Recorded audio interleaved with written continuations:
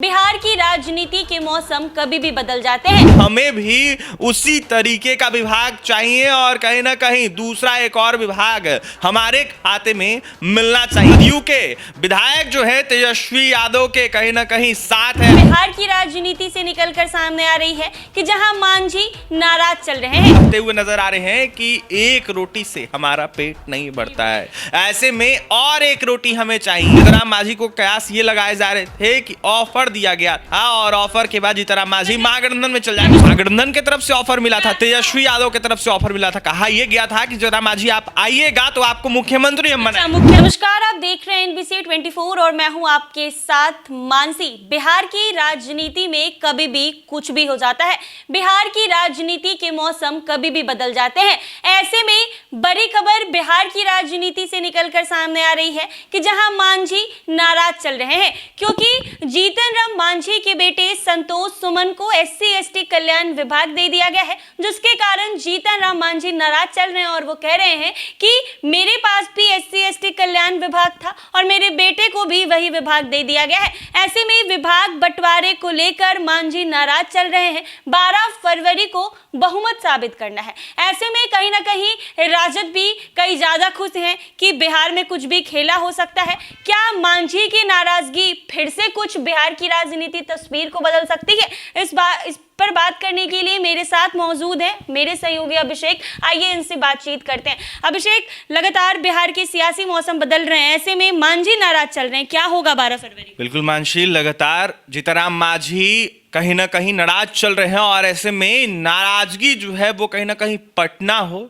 या फिर उनका गृह क्षेत्र गया हो, वहां पर देखने को मिल रहा है। तमाम मीडिया से कहीं ना कहीं बात करते हुए वे नाराजगी जाहिर करते हुए नजर आ रहे हैं और यह कहते हुए नजर आ रहे हैं कि एक रोटी से हमारा पेट नहीं भरता है, ऐसे में और एक रोटी हमें चाहिए। यानी एक और विभाग की बिल्कुल एक और विभाग की मांग कर रहे हैं और ये मांग जो है कहीं ना कहीं लगातार वो कर रहे हैं और इसको देखते हुए मांझी जो है वो कहीं ना कहीं नाराज चल रहे हैं। देखा जाए मानसी तो जिस तरीके से महागठबंधन टूटा, NDA की सरकार बनी, जीतनराम मांझी को कयास ये लगाए जा रहे थे कि ऑफर दिया गया था और ऑफर के बाद जीतनराम मांझी महागठबंधन में चल जाएंगे। अभिषेक, ऑफर दिया गया था आप कह रहे हैं, तो कहां से ऑफर दिया गया था? महागठबंधन की तरफ से ऑफर मिला था, तेजस्वी यादव की तरफ से ऑफर मिला था, कहा यह गया था कि जीतनराम मांझी आप आइएगा तो आपको मुख्यमंत्री हम बनाएंगे। मुख्यमंत्री बना, बिल्कुल, तो मुख्यमंत्री पद को उन्होंने टुकरा दिया और वो NDA के साथ आने के लिए कहीं ना कहीं हामी भरे और जिसके बाद NDA के साथ आ गए। लेकिन जिस तरीके से SC/ST विभाग उनके पुत्र को दिया गया, ऐसे में मांझी इसको लेकर नाराज चल रहे हैं। उनका यह साफ कहना है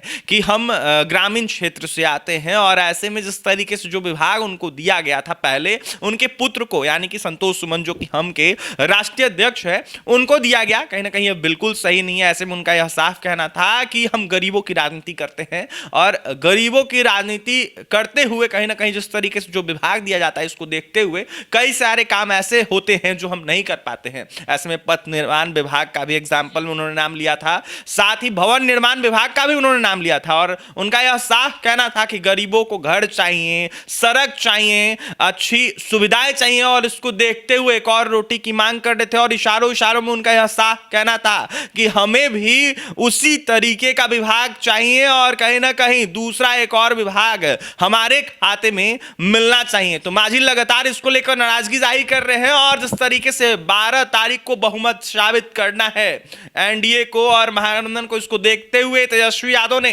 बीते दिनों जिस तरीके से सरकार टूटी इसको देखते हुए ऐलान किया था कि अभी तो खेला हुआ है, बाकी खेला होना बाकी है। अभिषेक, एक खबर ये भी निकलकर सामने आ रही है सूत्रों के हवाले से कि संतोष सुमन फिर से जो विभाग है कहीं ना कहीं उससे इस्तीफा देने वाले हैं। तो क्या लगता है ये जो कयास लगाए जा रहे हैं ये सही है? हो सकता है।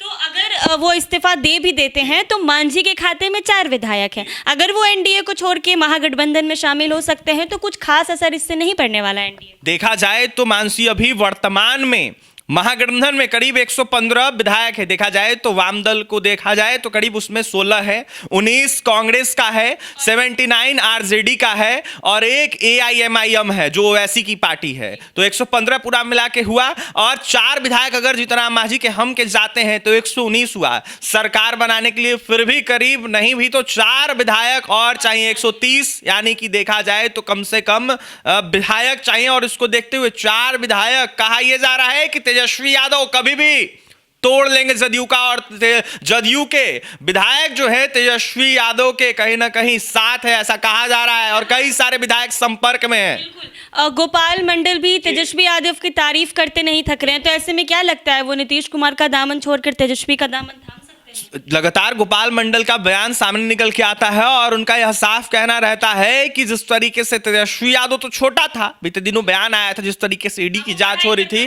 वो पढ़ाई करता था, छोटा था, अगर कार्रवाई करना है तो उनके पिता का वो नाम ले रहे थे, वो कह रहे थे उन पर कार्रवाई करनी चाहिए। ऐसे में तेजस्वी यादव पर क्यों कार्रवाई की जा रही है? उन्होंने बताया कि गलत कार्रवाई हो रही है और इसको देखते हुए तेजस्वी यादव निर्दोष है, ऐसा उन्होंने कहा था। तो नरमी तो बरतते हुए नजर आ ही रहे हैं गोपाल मंडल, और कहीं ना कहीं इशारों में बीते दिनों सरकार जब महागठबंधन की नहीं टूटी थी तब भी वो कहते हुए नजर आ रहे थे कि नीतीश कुमार को कहीं ना कहीं तगड़ा झटका लग सकता है, क्योंकि देखा जाए तो जदयू के विधायक नाराज हो जाएंगे, और ऐसे में नाराजगी जो है जग जाहिर देखने को मिल रही है। जदयू के विधायक कुछ बोल तो नहीं रहे हैं, लेकिन फिलहाल जैसे देखा जा रहा है इसको देखते हुए जदयू के विधायक तेजस्वी यादव के संपर्क में हैं, और कहीं ना कहीं कहा यह जा रहा है कि जब बहुमत साबित करना होगा, जिस तरीके से इसको देखते हुए तेजस्वी यादव साबित कर सकते हैं, यानी हिल्ला तो होना कहीं ना कहीं है। तो मतलब एक बार फिर से सियासत बदलेगी और कुछ दूसरा सरकार आ जाएगी? बिल्कुल कुछ भी हो सकता है, कह नहीं सकते, लेकिन कयास जो लगाए जा रहे हैं, कयासों का बाजार जिस तरीके से गर्म है, और कहीं ना कहीं तेजस्वी यादव के नेता और तेजस्वी यादव जिस तरीके से खुश है, इसको देखते हुए सरकार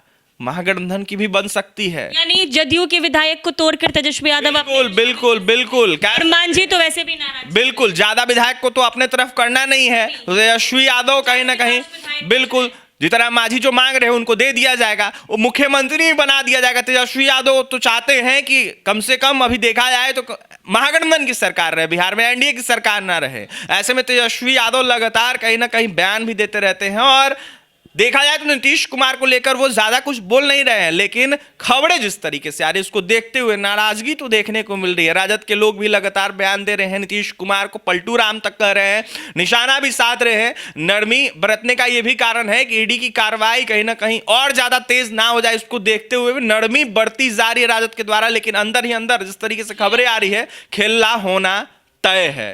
तो ऐसे में 12 फरवरी को बहुमत साबित करना है। मांझी तो लगातार नाराज चल ही रहे हैं, लेकिन कहीं ना कहीं तेजस्वी यादव काफी ज्यादा खुश नजर आ रहे हैं। बयान भी सामने आया है कि बिहार में अभी खेला हुआ नहीं है, अभी खेला होना बाकी है। तो ऐसे में तेजस्वी यादव के पास जरूरत भर विधायक तो हैं ही। मांझी अगर नाराज हैं और अगर वो एनडीए तोड़ लेते हैं तो 4 विधायक लेकर मांझी चले जाएंगे, और ऐसे में तेजस्वी यादव के पास यही कुछ 4-5 विधायक और चाहिए होंगे बहुमत साबित करने के लिए। तो ऐसे में खबरें आ रही हैं सूत्रों के हवाले से कि शायद तेजस्वी यादव के संपर्क में जदयू के कई विधायक हैं। गोपाल मंडल भी लगातार तेजस्वी यादव की तारीफ करते नहीं थकते हैं। तो ऐसे में कुछ भी हो सकता है, कह पाना मुश्किल है। 12 फरवरी को बहुमत साबित करना है। देखने वाली बात होगी कि क्या एक बार फिर से बिहार की राजनीतिक दिशा बदल जाएगी और क्या एक बार फिर से बिहार में खेला हो जाएगा। ऐसे ही तमाम अपडेट्स के लिए बने रहें NBC 24।